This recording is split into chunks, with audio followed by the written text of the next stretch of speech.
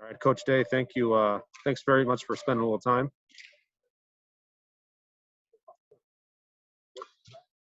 All right, we'll have about 10 minutes here with Coach Day. We'll start it out with Dan Hope, 11 Warriors. Dan, lead us off. Hey, Ryan, just, to see, the way Justin performed today, just how do you feel about, what he was able to do today and kind of what he was able to show the NFL scouts? Yeah, I thought, it's a unique setting.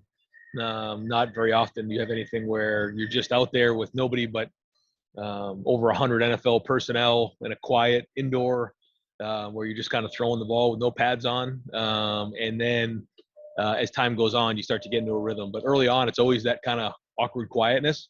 And I thought he handled it well. I thought he threw the ball with accuracy. And then at the end, he really was kind of showing off, I thought. I mean, just driving the ball down the field with unbelievable accuracy. And anybody who was here got to see it, live and in color of just how talented he is. Alrighty, next up, Bill Rabinowitz. Bill.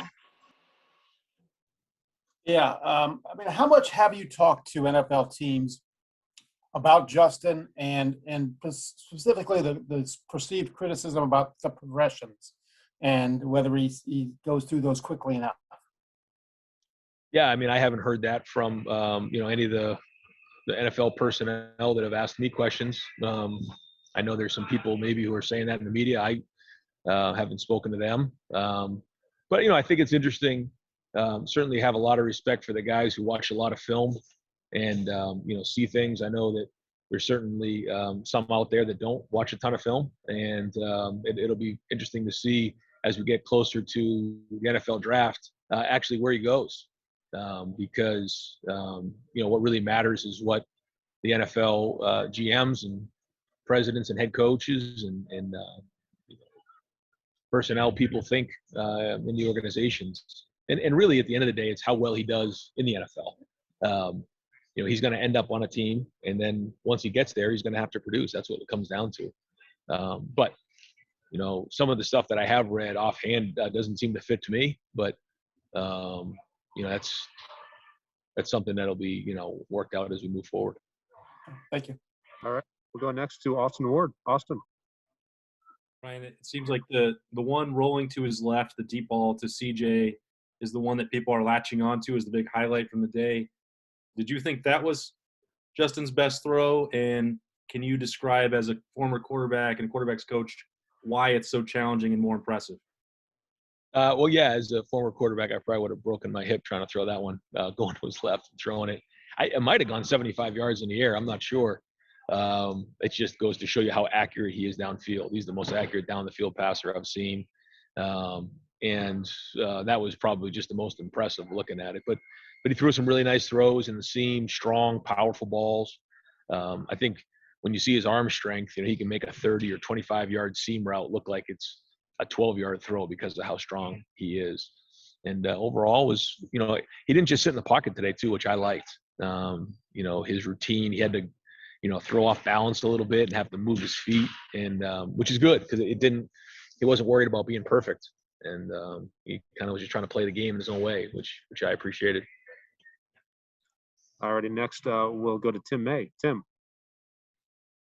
Yeah, Ryan, the Big Ten Network had a shot of you standing there talking with Urban Meyer during the Justin Fields workout. I'm just wondering, were you asking, do you want to reconsider that number one pick, et cetera? Just what was that conversation like, and how cool was it having him in the building in that capacity? No, it was great. It was great to see him here. I know all the players he recruited and former players who were here, and all the people working the building were happy to see him and giving him hugs. And it was fun. It was fun to see him here, and actually going to spend some time with him here this afternoon. And yeah, we talk so often. It was great to see him and catch up with him. Alrighty, next we'll go to Bill Landis. Bill. Ryan, how come you never called the play where Justin falls backwards, throws off 1 foot, and sends it 75 yards down the field? Well, we had it in the Team Up North game to Garrett Wilson after he sprained his MCL, but we were only on the 35-yard line, so we didn't have to throw it 75 yards, but that actually looked like the same exact play. More seriously, I guess, just quickly about Jonathan Cooper and Baron Browning, two guys who were looking like they were playing a couple different positions or working out a couple different positions today. How much does versatility help both those guys in the eyes of the NFL? Yeah, talking to a lot of those guys, that's what excites them, is the ability to do multiple things. When they have to substitute in personnel, then they get a little more of a tell on what kind of scheme or what type of front or coverage structure they're in. But when someone can do multiple things, then that allows them to play in different fronts, different coverages, ability to blitz. And I think when you look at Coop, when you look at Barron, the ability to cover, the ability to rush off the edge, the ability to, play off the ball are all going to be things that bring value.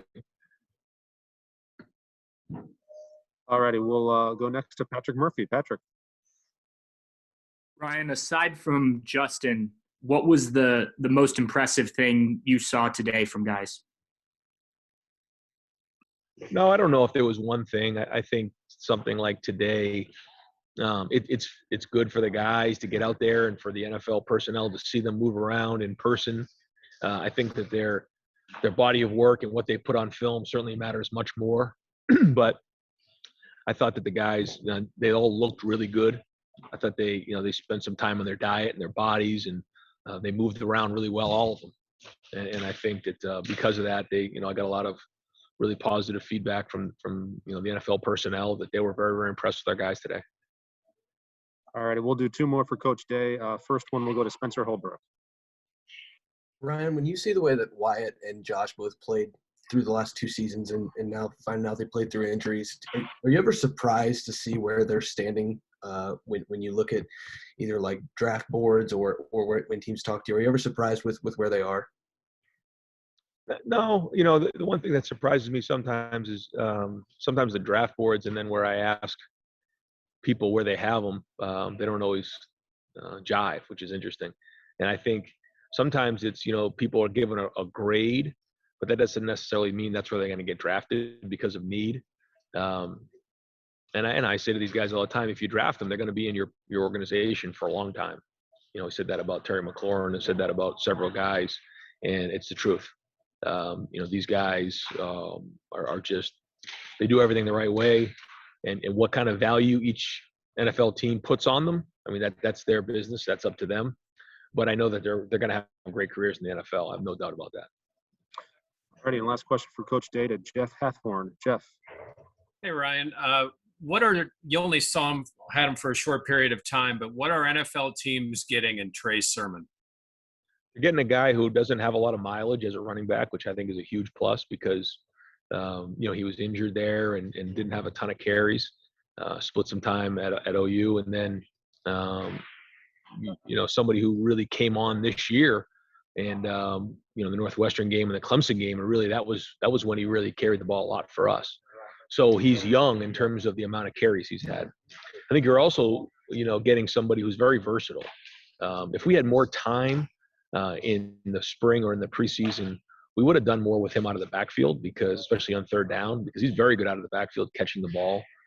He's very good in protection, and he can do a lot of things. So I think they're really going to like his versatility. He can do multiple things as a running back, and I think he's going to have a great future. I think, again, it's like anything else. He's got to have the right fit and given the opportunity. But once he does, again, I think he's got a bright future. Awesome, Coach. Thank you very much for your time. Appreciate it.